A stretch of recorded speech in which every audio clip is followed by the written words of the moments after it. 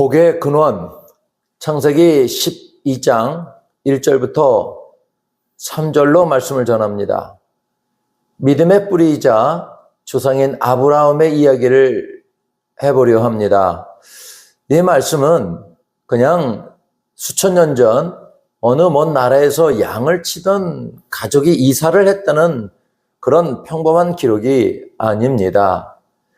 이것은 불임과 노년이라는 절망의 벽에 부딪혀서 한숨 짓던 한 인생이 어떻게 복의 근원이라는 눈부신 희망의 주인공으로 새롭게 태어나는지를 보여주는 아주 역동적인 성경 이야기입니다.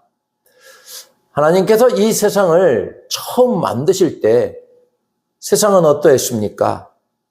성경은 혼돈하고 공허하며 흑암이 깊음 위에 있었다고 기록합니다. 아무 질서도 없고 텅 비어 있으며 앞이 보이지 않는 캄캄한 어둠뿐이었습니다. 그런데 그곳에 하나님의 음성이 들립니다. 빛이 있으라. 그 말씀 한마디에 어둠이 물러가고 세상에는 아름다운 질서와 생명이 생겨났습니다. 아브라함의 모습이 딱 이랬습니다. 아브라함이 하나님을 만나기 직전의 상황을 성경은 아주 냉정하게 기록하고 있습니다. 아브라함의 아내 사레가 임신하지 못하여 자식이 없었다고 말합니다. 요즘이야 자녀가 없는 삶을 선택하기도 하지만 그 옛날에는 자녀가 없다는 것이 단순히 외로운 문제가 아니었습니다.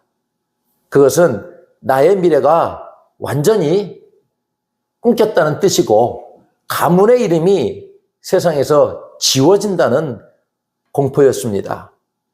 심지어 사람들은 저 집안은 하나님께 저주를 받았나 봐라고 수군거리기도 했습니다.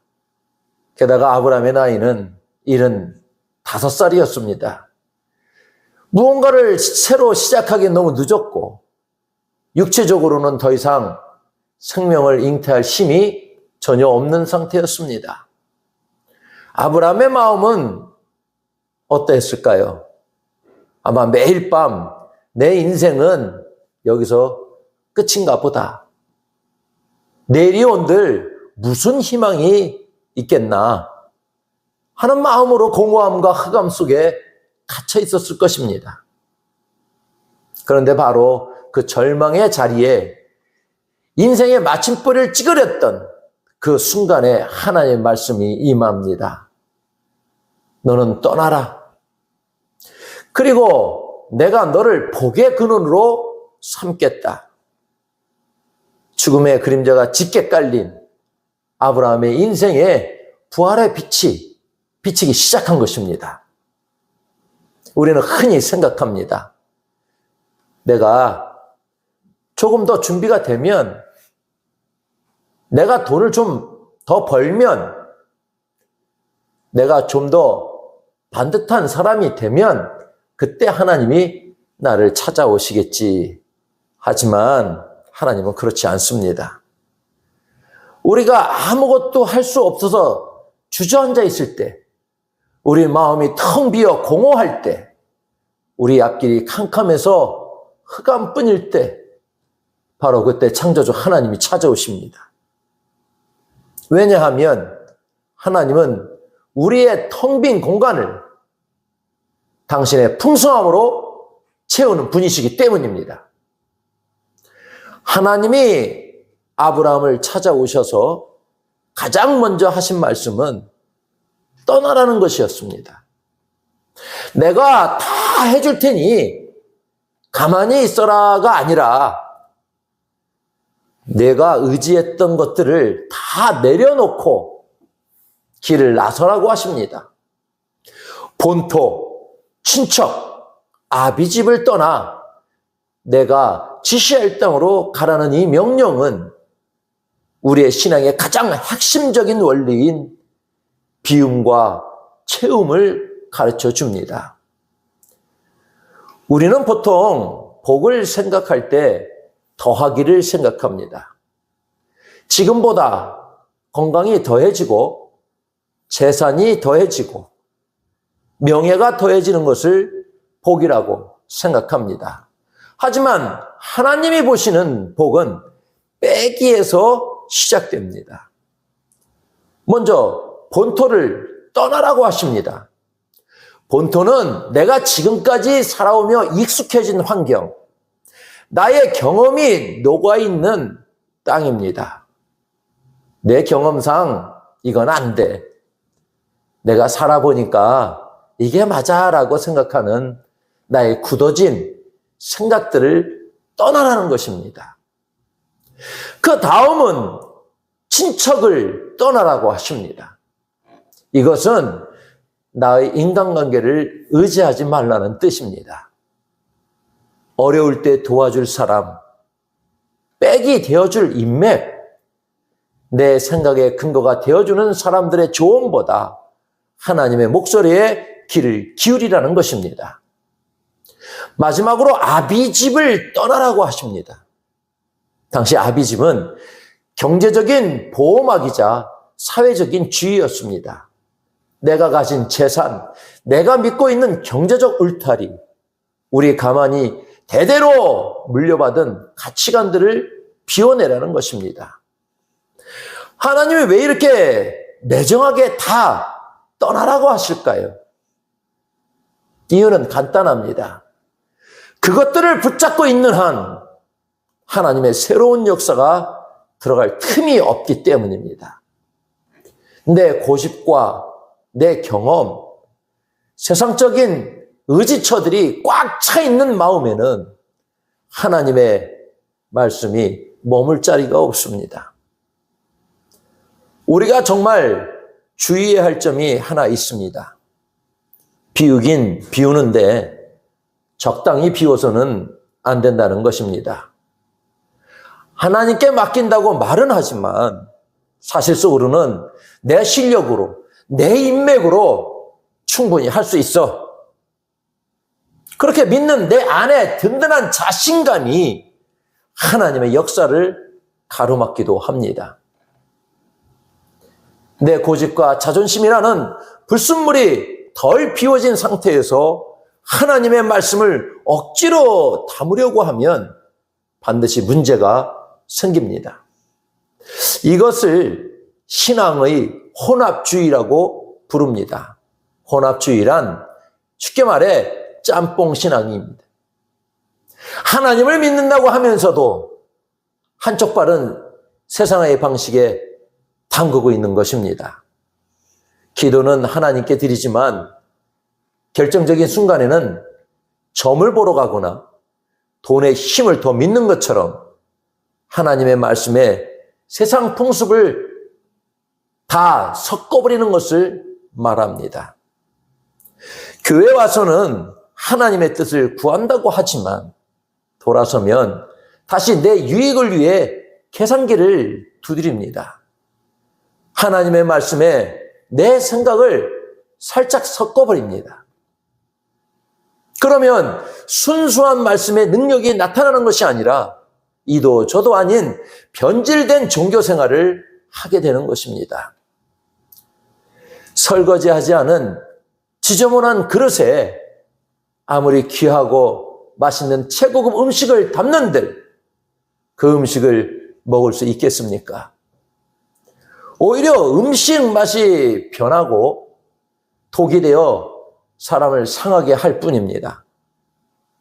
하나님은 우리가 화려한 그릇이 되길 원하시는 게 아니라 깨끗이 비워진 정결한 그릇이 되기를 원하십니다. 아브라함이 위대한 믿음의 조상이 될 수 있었던 비결은 그의 지능이나 능력이 아니었습니다. 성경은 그가 여호와의 말씀을 따라갔다고 기록합니다. 자기 생각을 섞지 않았습니다. 하나님, 가긴 가겠는데 중간에 여기까지만 갈게요라고 토를 달지 않았습니다. 보이지 않는 미래를 향해 자기 인생의 전체를 온전히 던지는 결단, 그 순수한 비움이 있었기에 아브라함은 복의 근원이 될 수 있었습니다. 하나님께서 왜 아브라함을 이토록 간절히 부르셨을까요? 왜 그를 복의 근원으로 만들려 하셨을까요? 하나님은 아브라함 한 사람만 잘 살게 하려는 작은 계획을 가진 분이 아니었습니다. 아브라함이라는 한 통로를 통해 큰 민족을 만들고 결국 온 세상 모든 민족이 하나님을 알고 복을 받게 하려는 거대한 꿈을 가지고 계셨습니다. 하나님은 말씀하십니다. 너는 복이 될지라. 이 말씀은 원어로 보면 더 힘이 있습니다. 너는 복덩어리 자체가 되어라 라는 창조적인 명령입니다. 너는 이제 복을 구걸하는 사람이 아니라 가는 곳마다 복을 만들어내고 전달하는 복의 주인공이 되었다는 선언입니다. 우리는 종종 남의 덕을 보며 살려고 합니다. 부모님께 물려받은 것 없나 살피고 힘 있는 사람에게 줄을 대보려 하고 나에게 이익이 될 사람만 골라 사귀려고 합니다.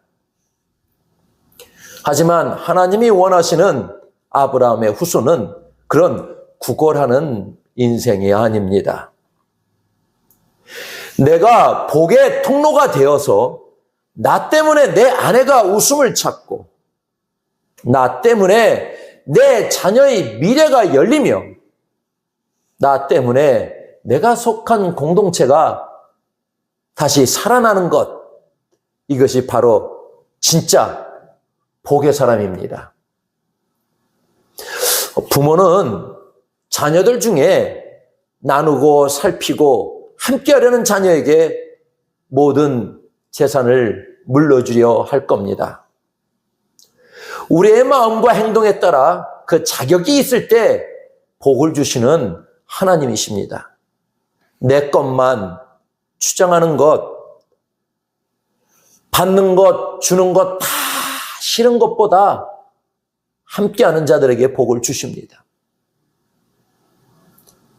우리가 하나님만 잊지 않고 늘 마음으로 행동으로 함께한다면 우리가 생각할 수 없는 복이 우리에게 임하는 것입니다. 아브라함의 후손인 요셉을 한번 보십시오. 그가 노예로 팔려가서 보디발이라는 사람의 집에 들어갔을 때 성경은 놀라운 기록을 남깁니다. 여호와께서 요셉을 위하여 그 애굽 사람의 집에 복을 내리셨다. 요셉은 비록 노예였지만 그 한 사람 때문에 주인집 전체가 복을 받습니다. 훗날 요셉 한 사람 때문에 전 세계가 흉년을 이겨내고 생명을 보존했습니다. 이것이 바로 오늘 우리가 이 자리에 모인 이유입니다. 우리가 가는 곳마다 저주가 멈추고 다툼이 사라지며 하나님의 생명이 흘러가는 역사가 일어나야 합니다. 저 사람만 오면 우리 집이 밝아져. 저분만 우리 교회에 오면 꼬여있던 일들이 다 풀려라는 말을 듣는 것, 그것이 하나님이 우리를 부르신 소명의 목적입니다. 더 놀라운 사실은 이 아브라함의 복이 단순히 옛날 이야기로 끝나지 않는다는 점입니다. 하나님이 아브라함에게 약속하신 그 씨, 그 자손은 나중에 예수 그리스도를 통해 완성됩니다. 바울 사도는 갈라디아에서 아브라함에게 하신 그 약속의 진짜 실체가 바로 예수 그리스도라고 분명히 밝히고 있습니다. 아브라함이 받은 땅의 약속, 민족의 약속은 이제 예수님을 믿는 우리에게까지 이어졌습니다. 오늘 여러분이 예수 그리스도를 나의 구주로 고백하며 이 자리에 앉아 있다면 여러분은 이미 아브라함과 똑같은 복을 물려받은 주인공들입니다. 하나님은 오늘 여러분의 이름을 아브라함처럼 소중하게 부르시며 이렇게 말씀하십니다. 사랑하는 딸아, 아들아, 내가 바로 이 시대의 복의 근원이다. 우리가 받은 이 복은 항아리에 담긴 물처럼 고여 있어서는 안 됩니다. 물은 고이면 썩기 마련입니다. 복은 끊임없이 흘러 넘쳐야 합니다. 우리 그리스도인의 정체성은 현실에 안주하는 삶이 아니라 끊임없이 하나님의 가능성을 향해 나아가는 청년의 신앙이어야 합니다. 나이가 들어도 영적으로 청년인 사람은 이미 굳어진 안정과 기득권에 목매지 않습니다. 대신 남들이 가지 않으려는 좁은 길, 나를 정말로 필요로 하는 곳, 하나님의 영광이 가려진 어두운 곳을 향해 기꺼이 나아갑니다. 그것이 바로 우리가 마땅히 가져야 할 발걸음입니다. 결론적으로 하나님은 우리가 이 땅에서 떳떳하고 부요하며 존경받는 지도자가 되기를 원하십니다. 가난하고 쪼들리게 사는 것만이 거룩한 것이 아닙니다. 하나님은 우리가 풍성하기를 원하십니다. 하지만 그 부유함의 목적이 오직 나의 창고를 채우는 것에만 머문다면 그것은 복이 아니라 오히려 나를 망치는 독이 될 수 있습니다. 진정한 복의 사람은 제 값을 주고 정당하게 벌며 그렇게 번 것을 이웃과 세상을 위해 기쁘게 나눌 줄 아는 사람입니다. 내가 높은 위치에 올랐을 때 내 주변의 연약한 이들이 그 영향력 덕분에 함께 힘을 얻게 만드는 것, 그것이 바로 복의 근원 된 자의 품격입니다. 복을 혼자 독점하려고 하면 세상이라는 싸움이 일어나지만 복을 나누려 할 때 그것에 진정한 하나님의 평화, 샬롬이 찾아옵니다. 여러분, 내가 복의 근원이라는 거룩한 자부심을 가지십시오. 누가 여러분을 비난하거나 질투한다 해도 맞서 싸울 필요가 없습니다.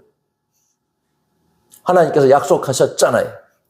너를 저주하는 자를 내가 저주하고 너를 축복하는 자를 내가 축복하겠다. 여러분의 등 뒤에는 온 우주를 만드신 하나님이 계십니다. 하나님이 친히 보호하시고 책임지시는 인생인데 무엇이 두렵습니까? 이제 오늘부터 우리의 기도를 바꿔봅시다. 하나님, 저 이것도 부족하고 저것도 없어요. 이것 좀 채워주세요라는 어린아이 같은 투정에서 한 걸음 더 나아갑시다. 대신 이렇게 기도하십시오. 하나님, 복의 근원이신 주님이 제 안에 계시니 저는 이미 가장 행복한 사람입니다. 이제 저를 복덩어리 자체로 삼아주셔서 저를 만나는 모든 이가 하나님의 사랑을 보게 하옵소서. 제가 가는 곳마다 죽어가는 영혼이 살아나고 절망하던 이들이 희망을 찾게 하옵소서. 아브라함을 부르셨던 그 하나님이 오늘 우리의 하나님이십니다. 바랄 수 없는 중에 바라고 믿었던 아브라함의 그 믿음이 여러분의 것이 될 때 여러분의 가문과 일터 그리고 여러분의 모든 사역 현장을 통해 하나님의 나라가 환하게 확장될 것입니다. 세상의 눈에는 우리가 특별해 보이지 않을지 모르지만 하나님께 우리는 너무나 유명한 자들입니다. 아무것도 없는 자 같으나 그리스도 안에서 모든 것을 가진 자들입니다. 이 거룩한 자부심을 가슴에 품으십시오. 그리고 오늘 여러분이 안주하던 본토를 떠나 하나님이 보여주실 사명의 땅으로 담대하게 걸어가시기를 주님의 이름으로 간절히 축원합니다. 기도하겠습니다.